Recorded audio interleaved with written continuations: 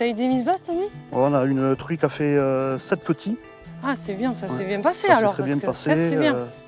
Du coup, il en reste encore quelques-unes, mais dans le somme, ça s'est bien passé. Oui, c'est bien.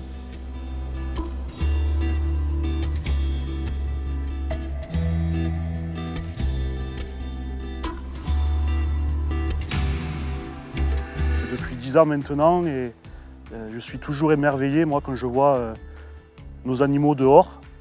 Voilà, dans de l'herbe, à l'extérieur.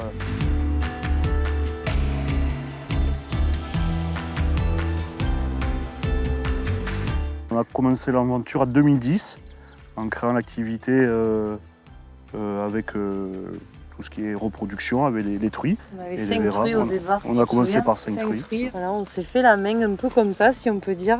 On a appris à les connaître. Voilà. Et eux, ils ont appris C'est ça. à nous connaître aussi. Voilà, on s'adaptait à eux, Voilà. à leur manière de vivre. Faut pas les chambouler, faut pas les stresser. Puis il n'y avait pas de référence, là, c'est un élevage qui n'est pas standard, avec un cochon hors du commun. Et voilà, on avait tout à apprendre avec eux, quoi.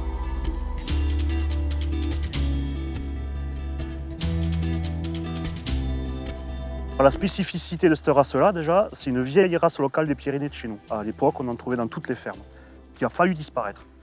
Donc dans les années 80, un groupe de passionnés a su faire revivre cette race-là. Donc aujourd'hui, on est à peu près 70 éleveurs. C'est vraiment la race autochtone des Pyrénées et des Pieds des Pyrénées.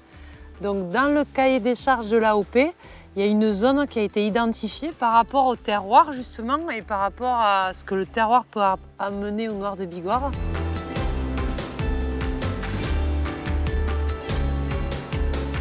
Ce sont des animaux qui vivent dehors, en pleine nature. C'est important qu'ils aient accès à de grands parcs parce qu'il faut qu'ils aient une végétation très variée. C'est cette variété de végétation, de l'herbe. Alors dans l'herbe, il y a du régras, du sainfoin, du trèfle, des bois pour qu'ils puissent déguster des glands à la saison, des racines, et puis de la haie pour avoir aussi tout un tas de petits insectes qui vont amener plein de bonnes choses à la viande. Et du coup, on va retrouver une viande qui gustativement va être vraiment une explosion de saveurs. Et puis déjà, c'est un plaisir pour les yeux parce qu'on va avoir un contraste entre le gras qui est bien blanc et puis le rouge carmin de la viande. Et du coup, c'est un bonheur pour les yeux et pour les papilles. C'est un élevage à faible effectif. Donc vraiment, À taille humaine, à taille humaine, on prend taille familiale. voilà, on prend le temps avec les animaux, justement. On les chamboule pas dans leur quotidien. Et C'est à nous adapter à leur rythme à eux et à leurs envies à eux parce qu'ils sont un peu têtus quand même.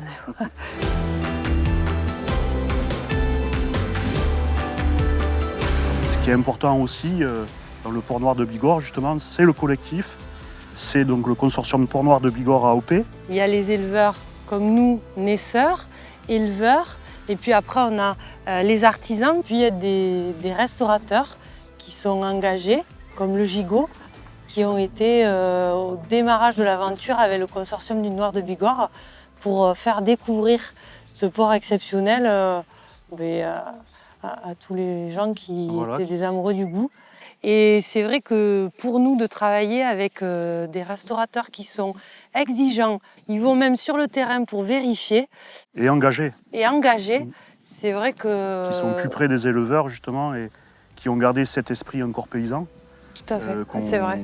On est dans une société aujourd'hui, justement, qui le perd. Et c'est vrai que eux, le Gigot, vraiment, ils ont su garder cet état d'esprit-là, quoi.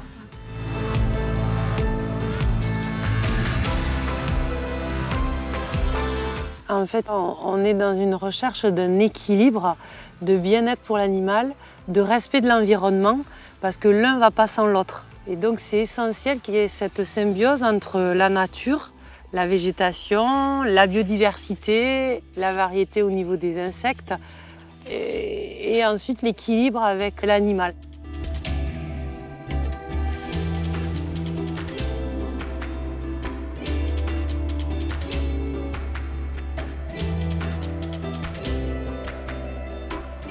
Ce qui est important aussi, c'est de laisser justement une empreinte, une trace pour nos enfants. Grâce à ça, on leur a appris des valeurs qui sont importantes pour nous. C'est le respect de la nature, le respect de l'animal, les valeurs de partage. Et pour nous, c'est un vrai accomplissement, cet élevage. Et de le partager avec nos enfants qui sont encore petits, on ne parle pas encore de transmission, mais c'était important pour nous de faire un élevage pour lequel on est fiers de ce qu'on fait. Et puis bon, voilà, on est des tout jeunes éleveurs, ça fait qu'une petite dizaine d'années.